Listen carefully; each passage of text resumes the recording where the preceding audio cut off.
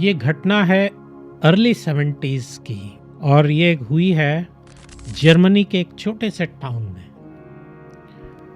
Early 70s में हरे कृष्णा आंदोलन Germany में स्टैब्लिश हो रहा था, तो भक्तों ने बर्लिन वगैरह में सेंटर म्यूनिक में बना रखा था। फिर एक वैन से वो लोग पूरे जर्मनी में भ्रमण करते थे, किताबों का वितरण, भगवत गीता वगैरह का।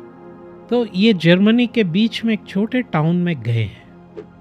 उस ट्रैवलिंग पार्टी में जो एक भक्त थे वो बीमार हो गए थे काफ़ी, तो वो लोग उसको होटल में ही, मोटल या जो उसमें ही उसको वो सो रहा था। तो ये भक्त का नाम था मणिधर दास, ये वेस्टर्न बॉडी भक्त है। तो उन्होंने कहा मैं होटल में सो के क्या करूँगा, आप लोग के साथ वैन में ही सो जाता हूँ, ठीक है। तो वो लोग टाउन के बीच में एक पार्किंग लॉट में पार्क कर दिया उन्होंने, और ये सो गए, वैन में ही थे। और फिर ये लोग अपनी अपनी बैग किताबों से, गीता वगैरह से भर के ये लोग गए प्रचार करने, जैसे सेल्समैन जाते हैं अपना सामान बेचने, ये भगवान की पुस्तकों के सेल्समैन। तो ये अपना चले गए पार्क, रेजिडेंशियल एरिया, कोई शॉप्स के लिए वगैरह वगैरह। ये इधर सो रहे हैं। कई दिन से बरसात हो रही है और बहुत डैम्प और कोल्ड वेदर है, ग्लूमी वेदर है। वो देख रहे हैं सोते सोते खिड़की से कि लोग आ रहे जा रहे, पासर्स बाई, पेडेस्ट्रियन, ठीक है। वो सोच रहे इतने लोग भगवान की कृपा के बिना जा रहे हैं, मैं यहाँ कृपा में बैठा हूँ, ये एक शब्द, एक लाइन इसकी जीवन परिवर्तन कर सकती है।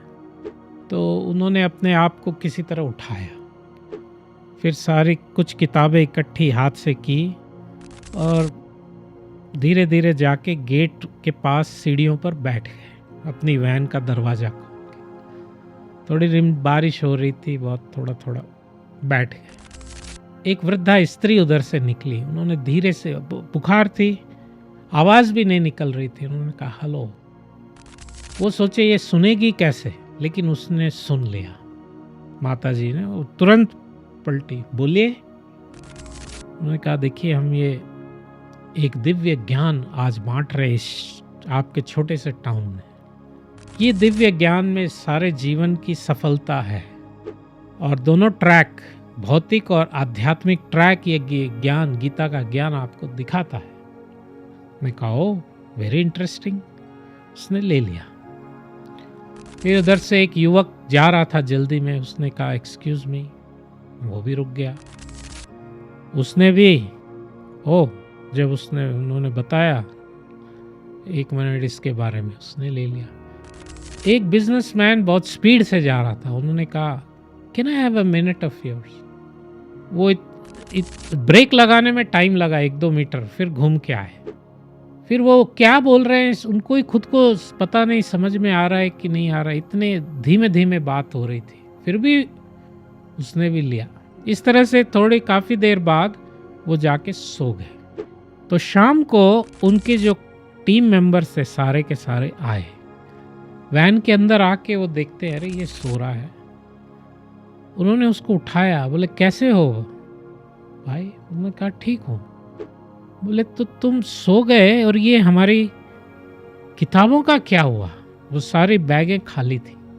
उन्होंने समझा ये सो गया और कोई बाहर वाले, ये सब कोई रोड साइड वाले लोग आके या कोई किसी ने आके ये सारा चोरी कर लिया है। तो उसने कहा नहीं नहीं नहीं, ये मैंने बेच दिया, वितरित कर दिया। तो उन्होंने कहा क्या बोल, हम लोग इतने लोग हेल्थी होकर इतनी किताबें नहीं दे सके, तुम ये बीमारी अवस्था में दे दी तुमने। उसने कहा हाँ, जहाँ चाह वहाँ राह, where there is a will there is a way. जब भगवान की कृपा होती है तो असंभव संभव हो जाता है, और जहाँ पर भगवत कृपा नहीं होती है वहाँ पे संभव असंभव हो जाता है। तो उसने कहा कि ये आज मेरी कृपा हो गई, तो सारी किताबें चली गई जीवों के हाथ में, अब कोई पढ़ेगा उसका कल्याण होगा। तो इस तरह से ये जो काम हुआ, इसमें था कि उनकी एक जो करुणा थी कि लोग बिना ज्ञान के अंधकार में जी रहे हैं, गीता के ज्ञान के बिना, प्रकाश के बिना। मैं प्रकाश मेरे को उनको देना है उनके जीवन में। तो ये एक जो करुणा थी।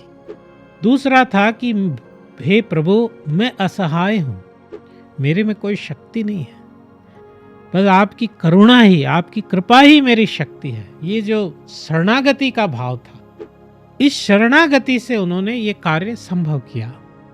तो उस समय का हमारे इस हरे कृष्णा आंदोलन में उस समय तक का 108 किताबें उन्होंने उस दिन उस अवस्था में बाहर लोगों को वितरित की।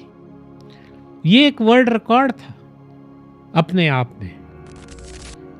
तो अगले दिन वो अच्छे स्वस्थ हो गए, खूब जाकर उस दिन उनको स्ट्रगल करना पड़ा, कोई उनकी बात नहीं सुन रहा था। तो हमें क्या चाहिए कि try your best and leave the rest. काम पूरी मेहनत से करना है, लेकिन ये शरणागत होते हुए करना है कि प्रभु सब आपकी मर्जी पे है, आप ही सर्वेश्वरेश्वर है, आपकी कृपा, भगवान की कृपा पे निर्भर होना है और काम हमें हमारी पूरी शक्ति से करना है। हरे कृष्ण।